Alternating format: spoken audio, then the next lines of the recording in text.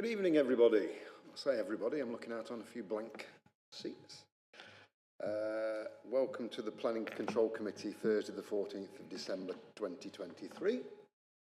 Our last one before the new year. Firstly, apologies. I've had one from Councillor Morgan McGeehan.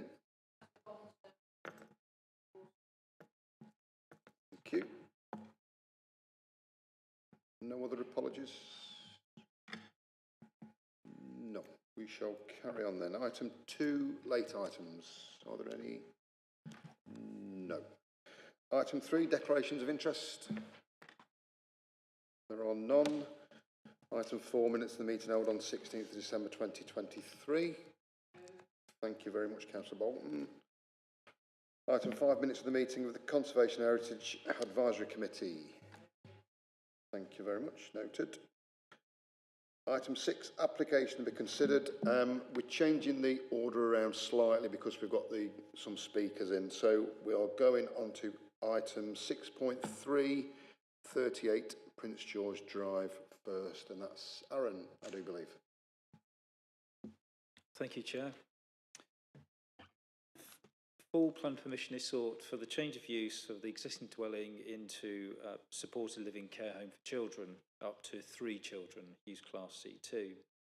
Members may recall an application for the same proposal at this site was refused at committee last November, as stated in section 2, page 23 of the report. Between the time of the report publication and planning committee, the applicant has provided further updated supporting information, which has been circulated to members and added to the file. I will refer to this shortly. Since January 2022, the building has been used for periods of time as a supported living children's home. The same planning issues are pertinent to this application as before. The 2 key matters relate to residential amenity implications and highway parking impacts. Up to 2 care workers would be required at the home at any given time during the day, including overnight, ensuring wraparound care at all times. The supported living home would need to be registered with the care inspector and comply with all the necessary legislation that ensures that it's run to an adequate standard. It's not within the remit of the planning system to seek control of the day-to-day functioning management of the home, nor can we control the suitability of its users. The applicant has submitted further supporting information in the form of a management strategy, which includes parking matters, protocols for dealing with disturbances and community engagement. Parking issues. In terms of highways, Prince George Drive is within the Manor Kingsway estate. It's a permit holder only on-street parking. A garage and driveway exist to the side of the property where you can fit 1 to 2 cars. In terms of the site photo, also shows cars parked on the private access drive outside the application property in front of the curtilage hedge. And it's this ad hoc parking around the application property which has on occasion caused localised parking issues. In terms of visitor frequency, staff shift patterns, the number of health, family visitors or vehicles present on or around the site at any time, it's difficult to state with certainty as this is tied into the operational functioning of the home. However, in order to address the reason for refusal and mitigate on-street parking concerns, the applicant has secured 3 visitor business permits, parking permits. Turning to residential amenity, during the period of its unauthorised use, there has been police-related incidents at the application site, and numerous points are made by objectors of acts of antisocial behaviour relating to the occupants of the home. The perception and fear of crime can be a material planning consideration, but it must be based on sound evidence rather than anecdotal evidence. And police incident reports probably do constitute some sound evidence, and so there is some evidence to demonstrate that the children's home in this location would result in a degree of harm on residential amenity. The use and associated activity, including the comings and goings of health professionals or visitors, would unlikely to be cause significant degree of material harm than what could be expected from an ordinary C3 large 4-bed family home. Environmental health confirm only one complaint has been received relating to an accumulation of waste in the garden area, which was resolved. In order to address the previous reason for refusal, the applicant has submitted a statement relating to the management of the premises and their strategies for dealing with disturbances. With a management strategy in place and adhered to, there would be measures to address any disturbance-related occurrences. On that note, an additional condition is suggested to require adherence at all times to the submitted management strategy. Finally, this is a form of residential use in a residential location, and as per your report, a recommendation to grant permission is given. Chair, the highway officer is present to field any related questions, and you have 2 speakers to address committee. Thanks, Aaron. Mr. Akarekwi, have I said that correctly? I do apologise. Mr. Akarekwi. Yep. You have 3 minutes, sir.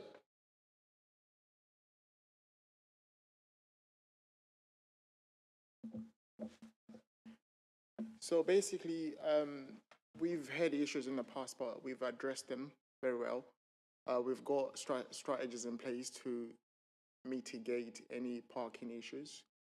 In regards to antisocial behavior, we've only had one, of which, you know, it wasn't really from the staffing point of view. It was just that the child was in distress. So I know that it's been refused in the past, but having this permission granted, I think it will give a lot of opportunities to other kids. You know, the kids that we look after are just like any other children that are disadvantaged. So to say that, you know, we will have a lot of issues in the area, I think it'll be wrong. And, you know, children don't decide where they should live, really, to be fair.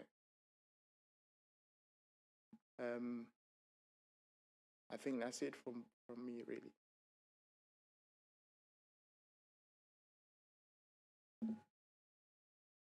Thank you very much. Thank you very much. Public Speaker, Mr. Fryatt. Thank you. You have 3 minutes, sir. Thank you very much. Yes, I represent the residents, local to 38. I'm the neighbour from 36.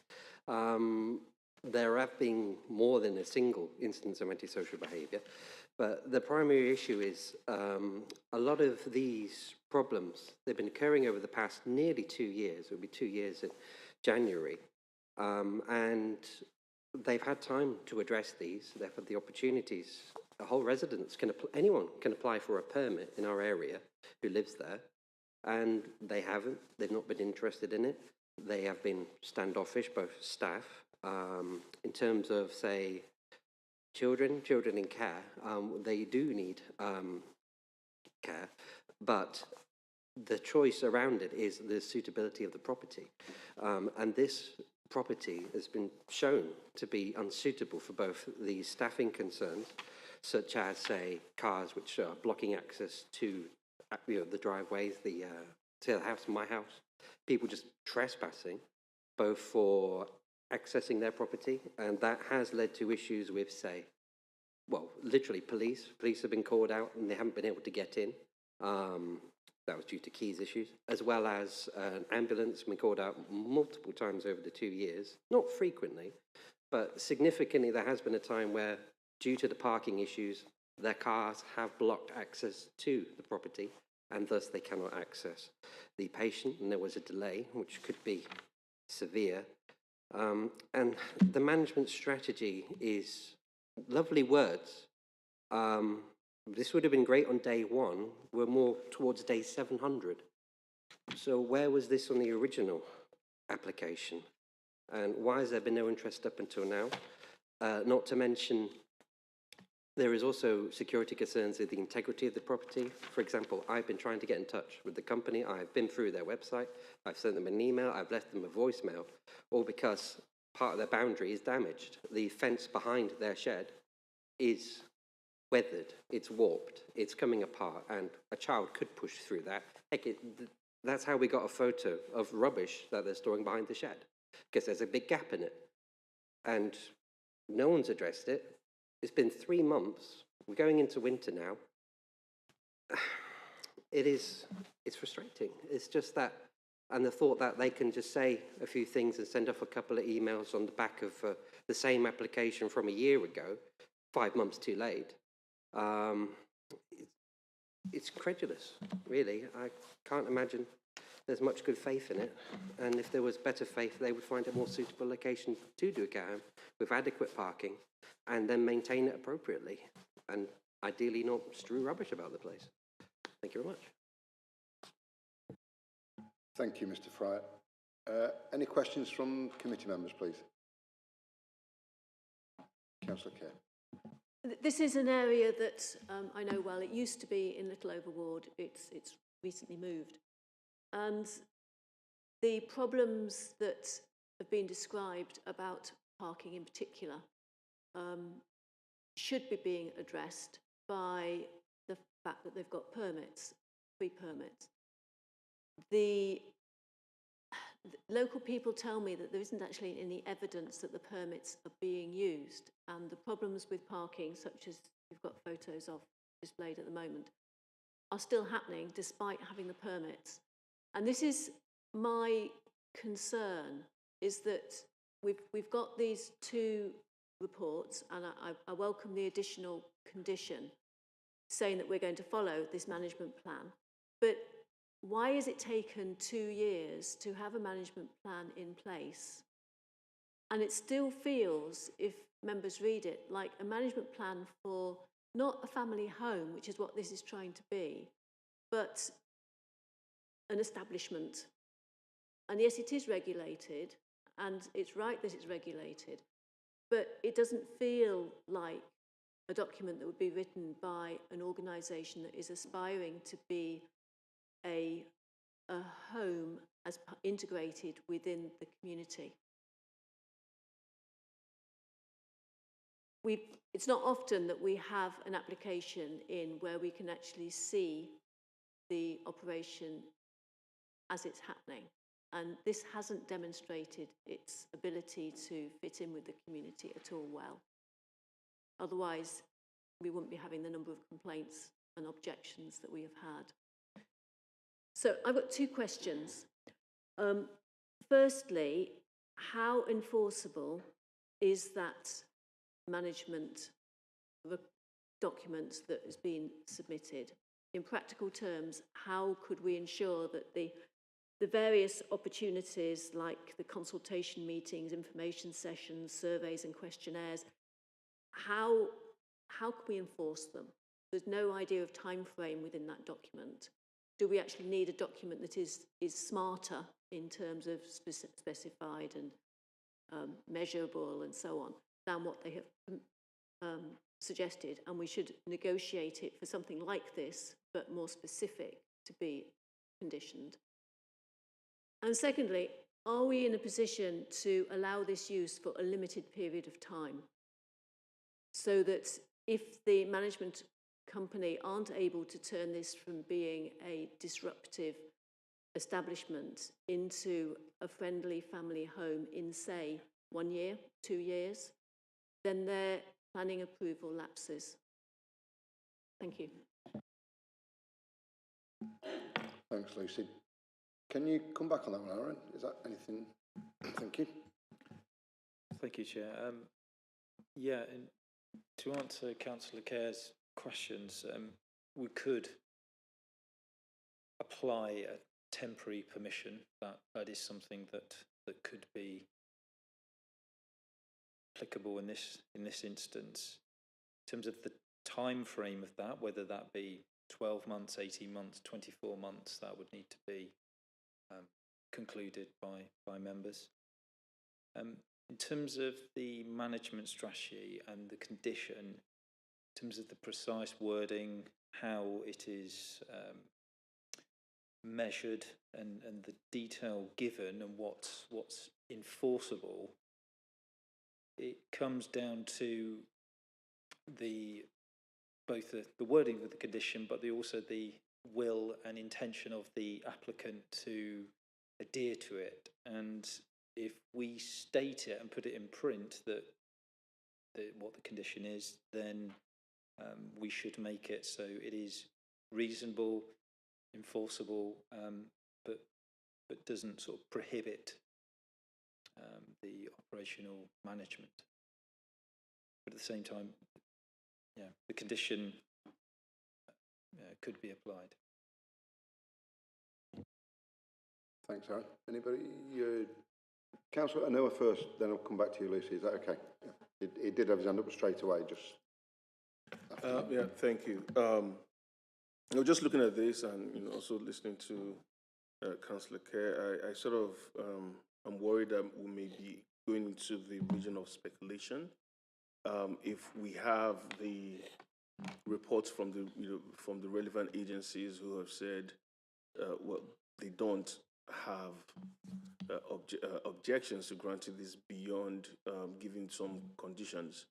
I do not know that we want to play in the realm of speculation. If we have rules, as it were, that should guide our decision. So I just want us to be aware of that.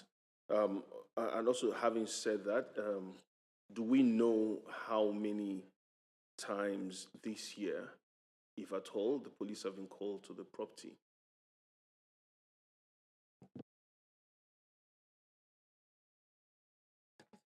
I don't think we have that information. I'm sure we haven't, no.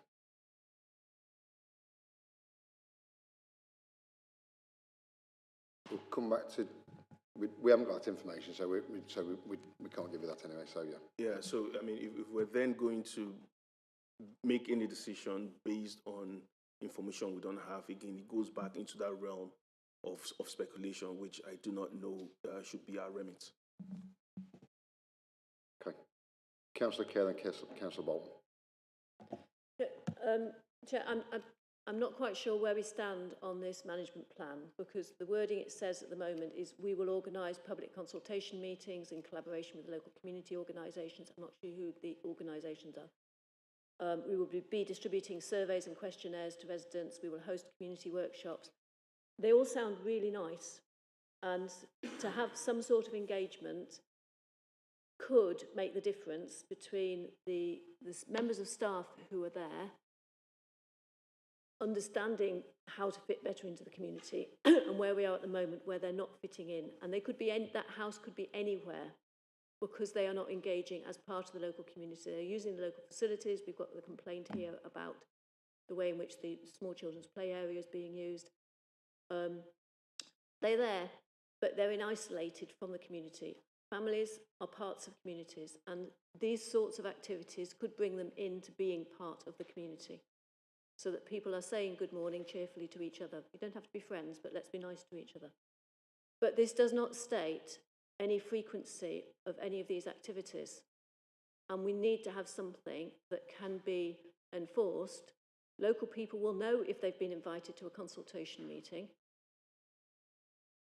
And we need to know that the consultation meetings are going to be happening on a 6-monthly basis, or there's going to be a survey out once every 3 months, or whatever it is.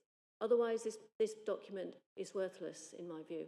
So this document as it stands is not going to work, but something like it could be a bridge between what is not working at the moment and what should be able to work to the benefit of the residents and the staff and the management company. But I don't know if it's, is that the way we can go? I'll ask Paul to come in first before you come in, Sarah, if that's okay. Yep, Paul.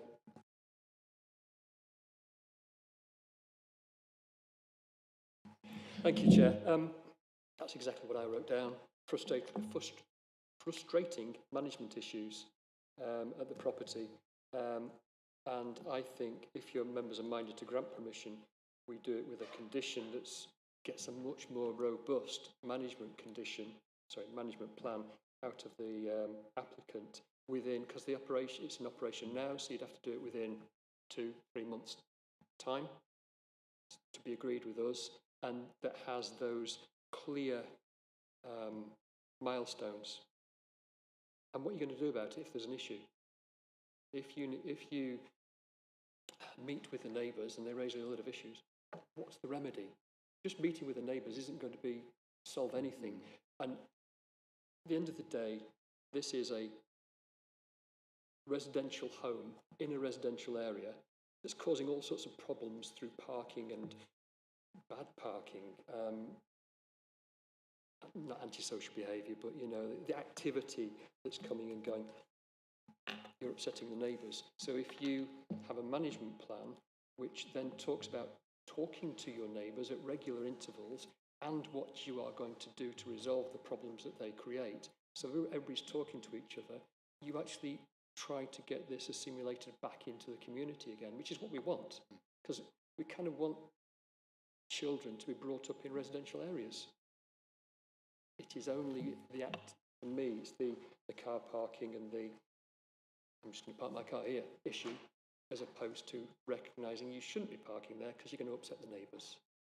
And the neighbours have no way of getting to the business to explore how the remedy. So we can get that through a much more robust management plan within, say, 2-3 months' time, or 3 months of an approval.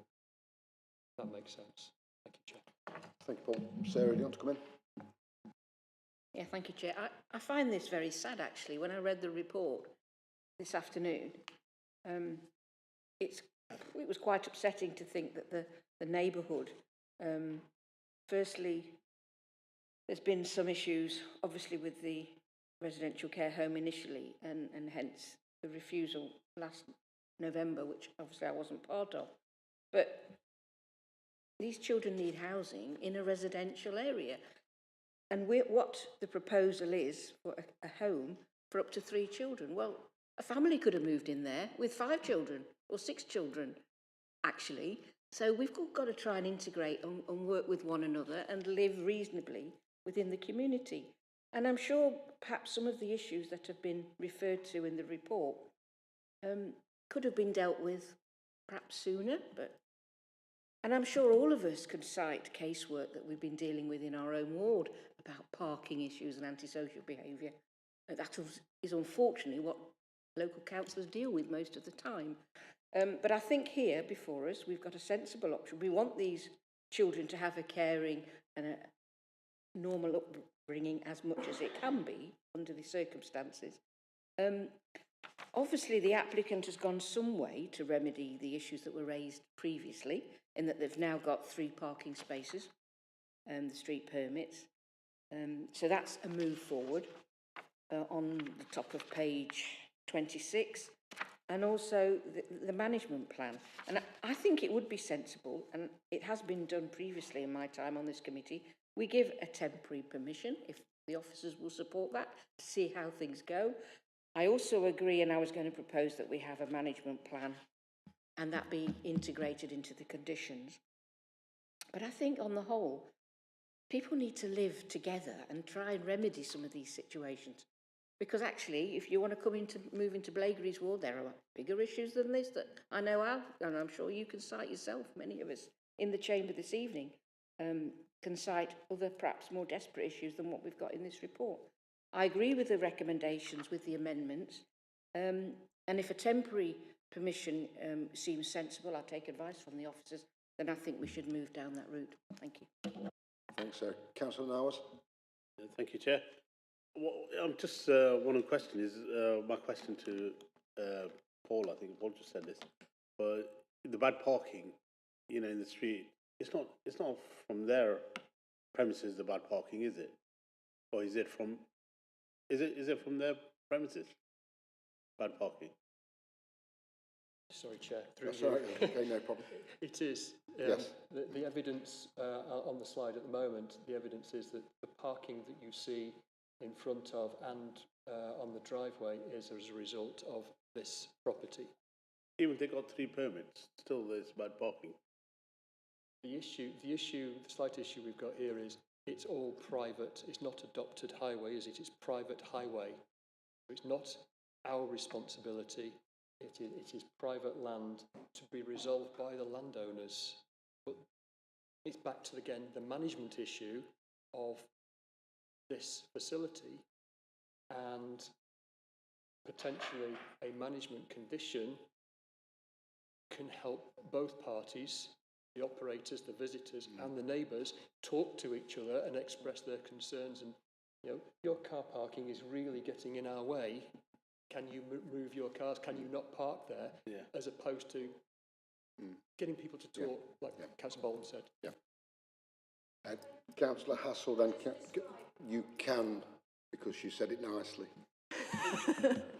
Thank you. Because the area where the black and white and the white and black cars are there at the moment are a driveway common to the whole row of houses. So with the black and white cars parked there, then the blue car, for example, on the left-hand picture, it's wanting to get out, but it's going to have to get out. There's the driveway.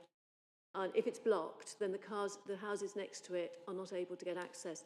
That is not a restricted parking area. It doesn't count as highway because it's shared drive.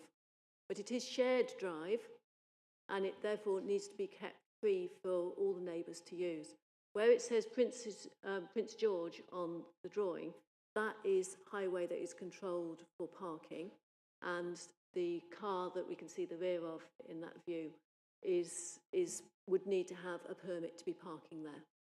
But there is that side, the side of the property has the potential for parking, which is not going to be obstructive parking.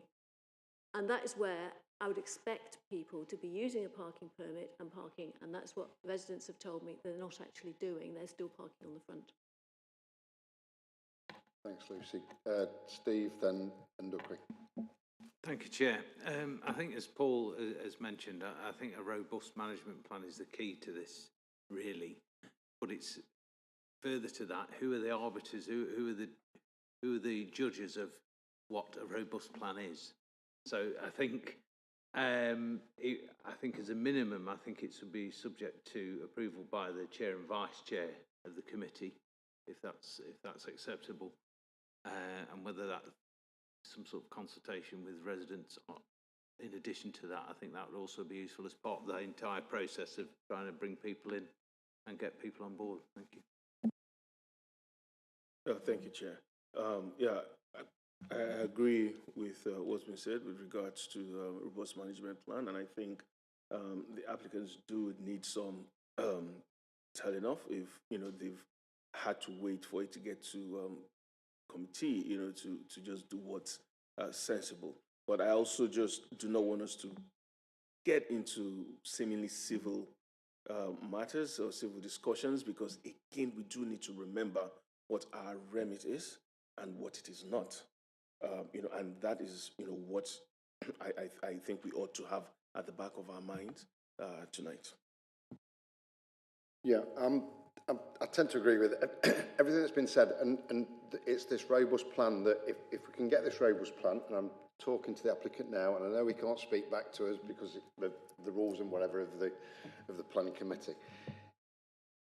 If we do go down those lines, I would tend to go down what Paul said. If we can have a robust plan that myself, Lucy, and Paul as well, that could agree in the next 3 months, within the next 3 months, that satisfies all of the conditions that's already been set in the management, but also make it robust, get some dates in for communication with and liaison with local groups that you've said in your plan, and so you've got those listed down as well. And I think we could go down those lines and mentioned vote on this, and I think Sarah came up with a temporary 12 months, if that's acceptable. If we can put that into the mix as well, and then go on those votes, and if everything is happy, Mr. Fright then hopefully has a smile on his face at the end of those 12 months. the applicant has a smile on his face at the end of the 12 months, and we're all we're all nice and happy again. We come back there, and we don't have to come back to this, do we? So, are you okay with that, Stephen? As that goes down your line? Yeah, I mean, I should actually point out that you wouldn't normally put a temporary permission to deal with amenity issues. I mean, the guidance, the NPPF guidance actually advises against that. But I think the NPPF, the difference here is that I think when applying the NPPF guidance, it normally is thinking about applications that are yet to be actually developed out. And the reason why you don't want to apply temporary permissions is that the applicant then has to invest in actually developing this as the site, and he's got the uncertainty of the temporary permission. Here, I think you've got the justification that it's actually ongoing, so there's no further investment by the applicant. So whilst strictly it might not sit comfortably with the NPPF guidance, I think there is a justification and a rationale behind that suggestion. I think just on the other point in terms of the condition, in terms of the management plan, I haven't honestly seen the management plan that was submitted, and obviously it's just been suggested tonight that put that additional condition in.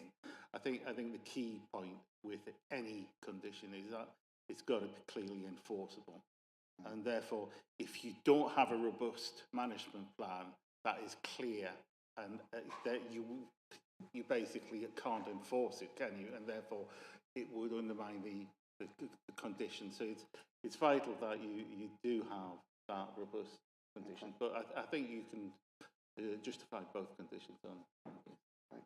Okay. If everybody's up, if you've moved it, Councillor Bolton, anybody second the application with the further conditions that we've spoken about? So all those in favour, please.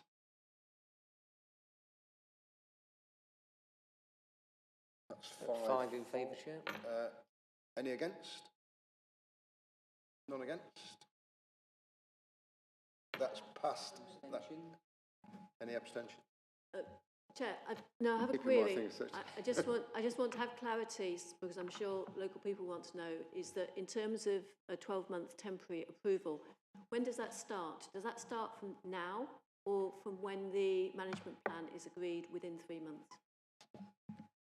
Chair, through you, it's once the planning permission is issued, next couple of days, once we've developed the conditions. So it's from the date of the decision, 12 months. Sorry, I've got my mic on, apologies. Yeah, I was just going to clarify, actually, will you not need, before you actually impose the condition in terms of the management plan? Or, well, it depends if, are you asking in terms of the condition of the management plan for the submission of a management plan, or are you awaiting for the management plan before you impose the condition and issue the plan? We've asked for a condition requiring the management plan. I'd read it, I'd interpreted it as we issue the temporary 12-month permission, and the first 3 months are, we need that management plan. Yep. The 9 months thereafter are making sure that management plan works in practice. Yep. And if it doesn't work in practice, you need another application after the 12 months anyway, and we'll be back here whether or not the management plan has worked or not. And if it hasn't, then we might not get the same outcome.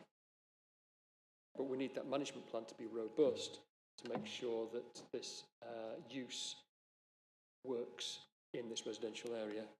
So it's a 12-month temporary permission from when it's issued, requiring within 3 months a management plan to be submitted to us and agreed with Chair and Vice Chair. Yeah, that's fine. I was just thinking, obviously, normally with conditions where submissions are made, you're waiting for the applicant, and then council's obviously got to approve assuming that what's been submitted is acceptable, council's got to approve it. But I suspect in this case, if there be, and it's probably a point that the applicant needs to know, if they fail to submit a robust management plan within the 3 months, and there's issues with that, whilst they may have a temporary permission for 12 months, the failure will be taken into account, no doubt, when it comes back for a renewal of it.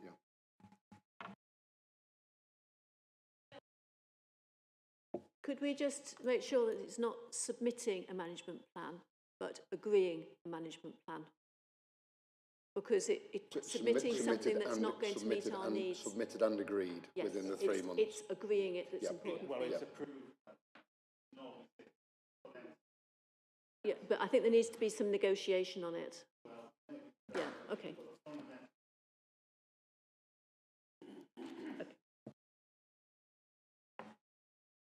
Right, happy to move on. Are you okay with that? Do you understand that? So I'm talking to the applicant now. You okay with that? Yeah, we're okay with it, but I just wanted to also clarify that the images that have been shown there are actually not of recent. That's fine. That's yeah, fine. That's okay. fine. Yep.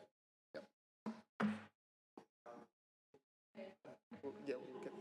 Right, thank you very much, Eric. So that application has been passed with the conditions and whatever, yes. So thank you for the speakers. Thank you very much for that. We now move on to item 6.4, which is site of 39 Penny Long Lane. And that's Sarah, please. Thank you. It is, thank you, Chair. This is a variation of condition under section 73, application for a variation of a condition, which relates to a development site at 39 Penny Long Lane off Broadway.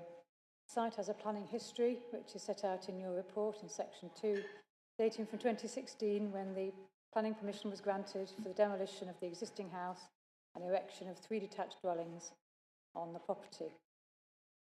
In 2020, permission was given to vary the details of plot 3 of the approval, with condition 3, which states that the dwelling hereby permitted, plot 3, shall not be occupied unless and until demolition of the existing dwelling house at 39 Penny Long Lane has been commenced, such that the building is no longer habitable.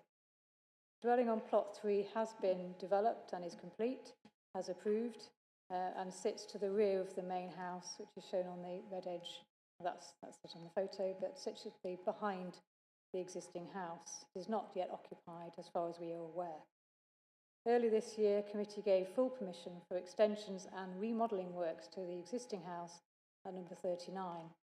The approved alterations, if carried out, would change the layout of the house so that there would be no principal first floor windows on the rear elevation, which would obviously not result in any overlooking of plot 3.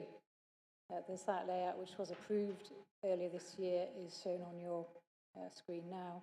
A condition of this permission is that the application, sorry, wrong thing here. The application seeks removal of condition 3 to allow the applicant and owner of the site to occupy plot 3 whilst carrying out the approved alterations and extensions to number 39 before moving back into the renovated house once works are complete. The approved development works for the original house have commenced, and the agent has provided some supporting information in terms of a statement and photos to show that the house has been stripped out internally and is no longer habitable, and that both houses would not be occupied at the same time. Given that development works which are now being carried out to the existing house is such that the house is not habitable, we are satisfied that this part of the condition 3 has been satisfied, and it is now reasonable to allow plot 3 to be occupied by the applicant while those building works are taking place. The permission for the extensions granted earlier this year also has itself a restrictive planning condition to require all the first floor windows on the elevation facing plot 3 to be obscure glazed permanently, which would safeguard the privacy for the occupants of plot 3. The recommendation is to allow the removal of the condition 3 from the extant planning permission with the retained conditions. Additional restrictive condition number 6 is recommended to ensure that in the event that number 39 is retained in its existing state, then obscure glazing to all the first floor windows would be required, even if the house is still as it is. We have one speaker to speak to tonight. Thanks. Thanks, Sarah. Mr. Russell, you have 3 minutes, sir. Thank you.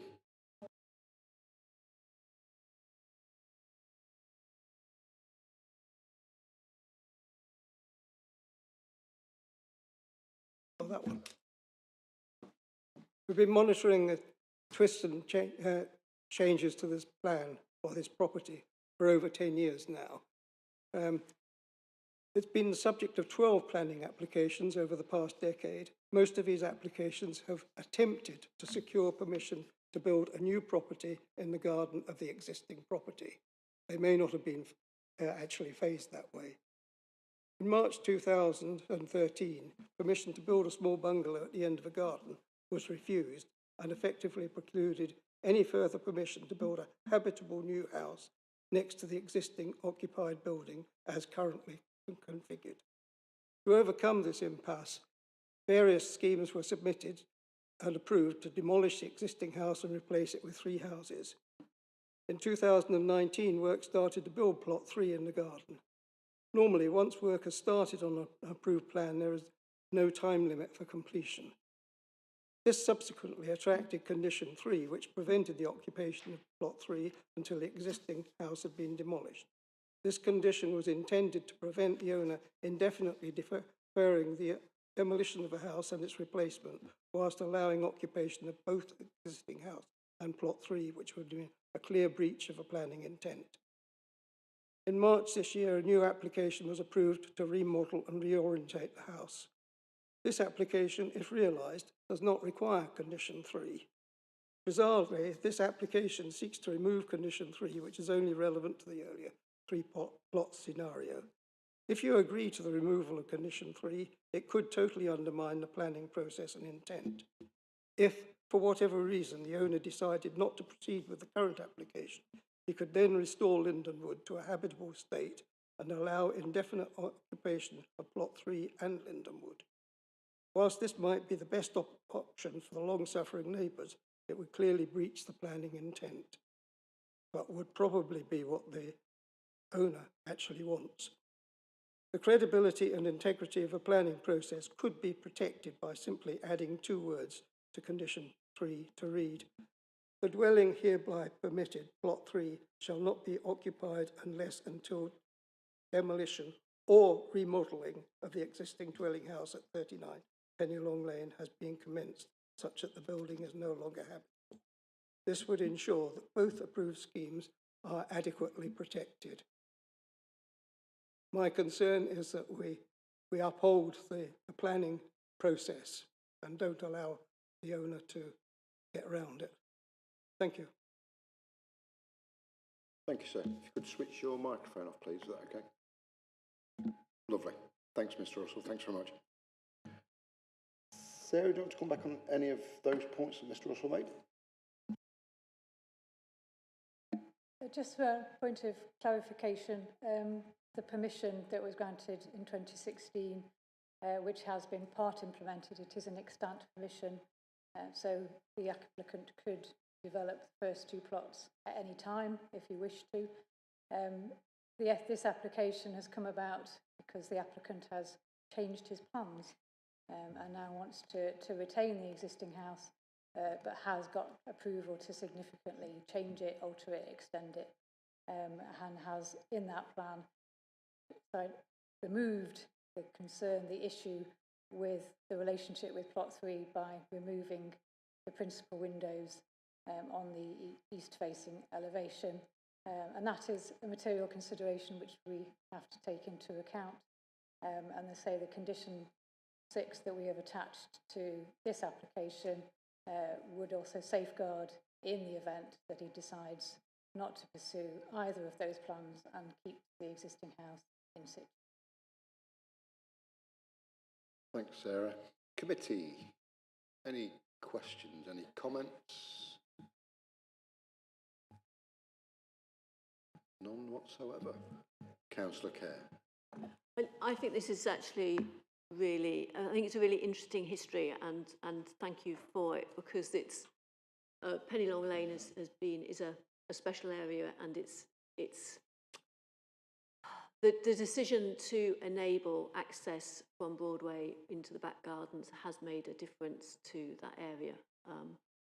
But in this instance, I think that planning is being enabling a change of mind more than going against what it said before, because planning is led by the applications rather than by what we want. We just do our best to interpret the guidance that is laid down for us, and to protect the amenity of other properties. And in this instance, I think our duty is to ensure that whoever happens to be living in the new plot is not disadvantaged by what happens in the plot next door. And I'm happy to take officers' advice that we can put in a condition for what happens on the existing property against this property. And I don't know, if the ownership of plot 3 changed from the ownership of the other plot, would this condition actually really apply still to the existing property? And I'd like some advice on that, please. Sarah? Sorry, Alicia, I'm a little bit unclear as to what you're asking. In the condition that we've put on the report, condition 6, does try to address the eventuality that plot number 39 stays as it is if it's not remodelled by the 2023 Commission, which again has its own condition on to ensure that there's no overlooking of plot 3. So apologies if I'm a little unsure. It is a complicated application.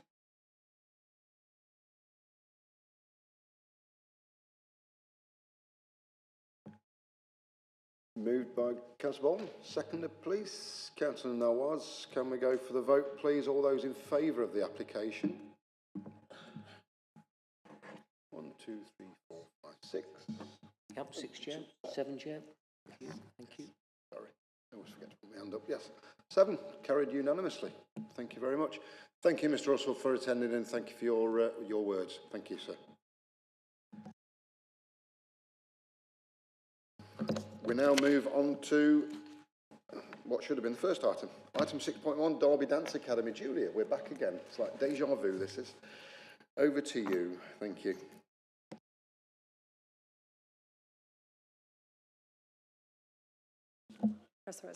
Thank you, Chair.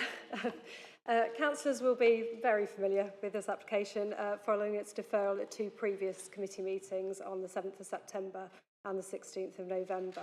The proposal relates to the former Derby Dance Academy building on Linton Street, and the scheme, as amended, seeks to convert the building into 2 flats in multiple occupation, providing 9 bedrooms overall with associated communal spaces. Members resolved to defer the application at the last meeting in order to carry out a site visit and look at the size of the bin and cycle storage area proposed. We undertook a site visit on Monday to allow councillors to look at the interior of the building, and since the last committee meeting, further consultation has been carried out with the Waste and Recycling Officer, who has confirmed that the bin allocation for a 9-bed HMO would be either 4 of the 360-litre bins, 2 black and 2 blue, or 6 240-litre bins, 3 black and 3 blue. The submitted plans now have been updated to show that 4 of the larger 360-litre bins can be accommodated in the bin storage area.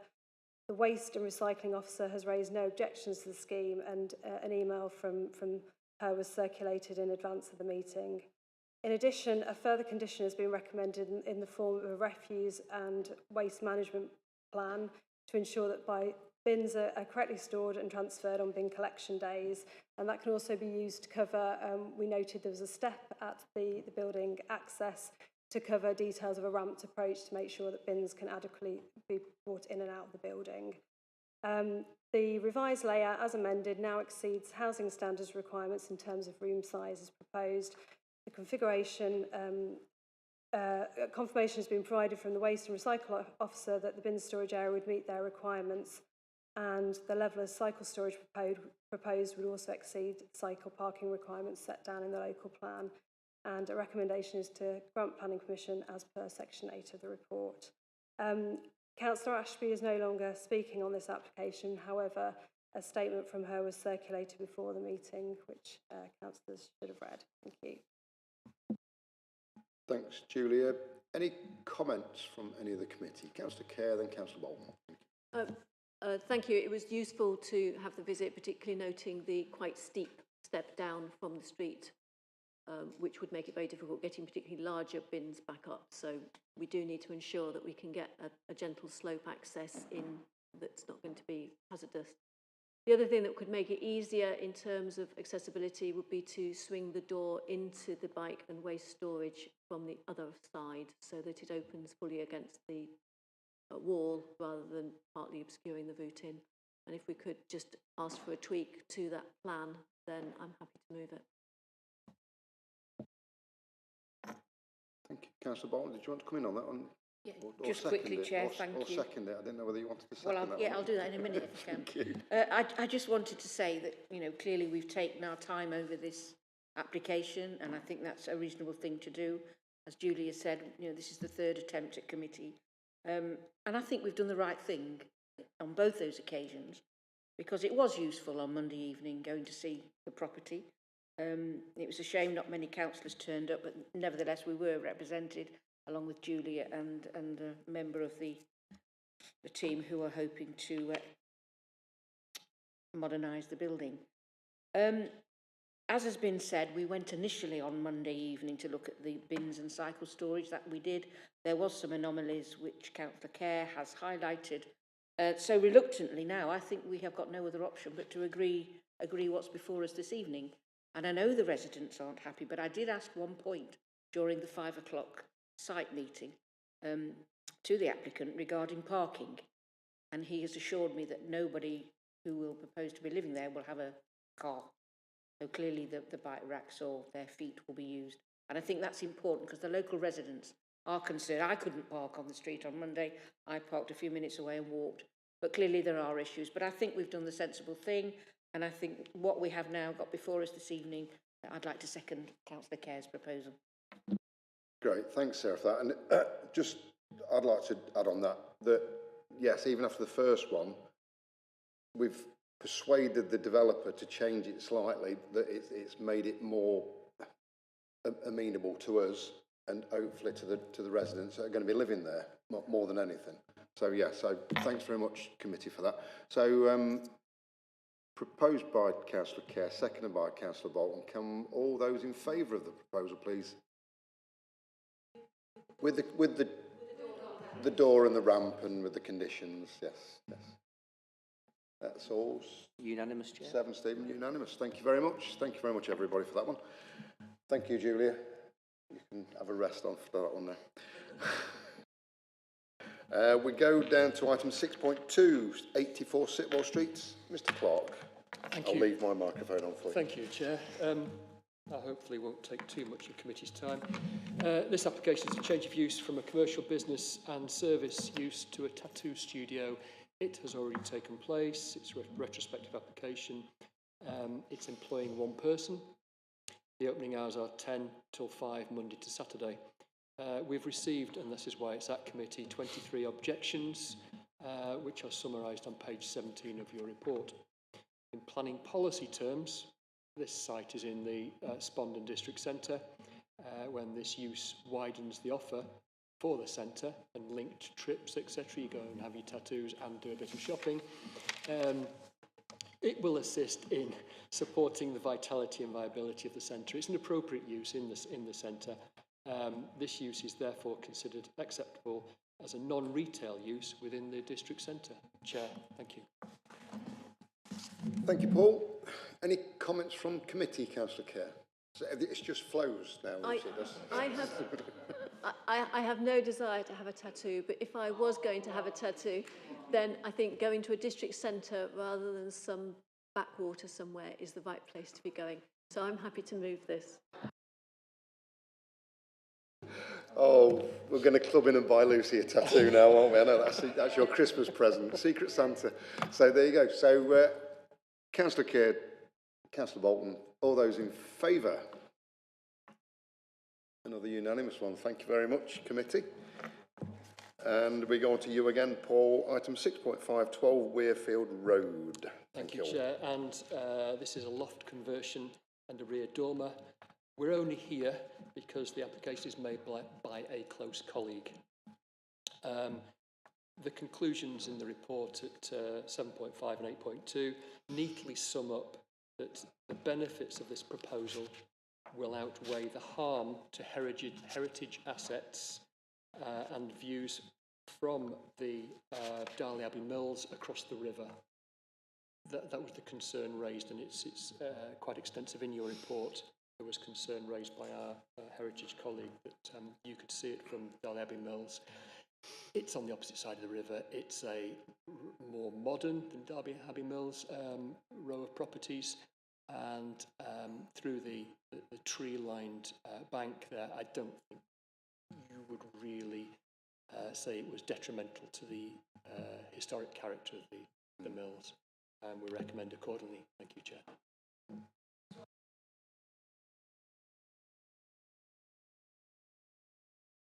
Oh, sorry, Kenny, my microphone went on. I do apologise. Any comments, Councillor Kerr?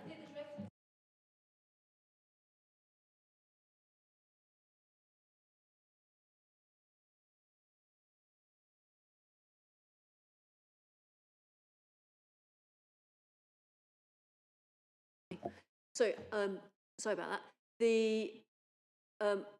I was wondering, the report, I think, mentions that the size of the dormer had reduced during the passage of the application, and I wondered whether the Conservation Officer's comments were for the original dormer or the version it is now. Thank you, Chair. Both the comments from the Conservation Officer are referred to in the report. So the Conservation Officer still had concerns about the reduced size of the dormer. Any further comments, committee? Moved by Councillor Bolton, seconded by Councillor Hassel. All those in favour? 7, Stephen? Yep, Carried unanimously. Thank you very much, everybody. Yes, it's a strike. Councillor Noah, yes. We then move on to potential future site visits. Sarah, you running us through those? Yeah. Other Sarah. Okay, there's a number on the list. The first one is a variation of condition to an existing housing site. Despite that plan, most of the houses are developed, and it's for conditions related to tree protection, boundary treatments, and approved. Already built. The second one is the old Mill Hill Corner furniture store. We've had an existing full permission for redevelopment. This is basically minor changes to the elevations of the approved building. Again, very minor. This is Merlin Park, which is the old Rolls-Royce foundry site, which already has permission for industrial development business units. This is an addition of 5 extra business units off the Cotton Lane end near the police station. Yeah, moving on. This is the Becketwell site, which you're obviously familiar with, the performance venue. This one is really just for a erection of substation and associated work. So, I think you want to see that. This is a new housing application. It's a full application for 304 dwellings, access onto Ricknell Road, infrastructure, drainage ponds, landscaping and open space. That's strategic and a little over.